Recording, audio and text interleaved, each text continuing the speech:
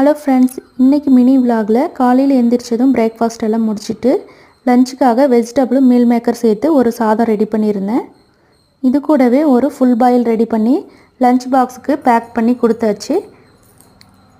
குழந்தைங்கள ஸ்கூலுக்கு அனுப்பி விட்டுட்டு நமக்கான வேலையை நாம் செஞ்சுக்குவோம்.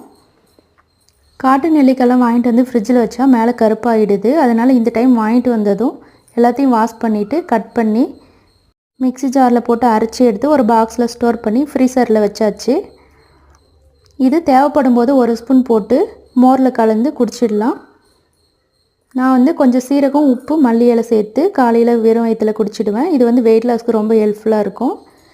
அதே ஈவினிங்கில் கார்டனில் இருக்க பூவெல்லாம் பறித்து கட்டிட்டு ஈவினிங்கில் மாடி மேலே 6000 ஸ்டெப்ஸ் இல்லைனா 10,000 ஸ்டெப்ஸ் கம்ப்ளீட் பண்ணிவிட்டு இன்னையோட டே கம்ப்ளீட் ஆகிடும்.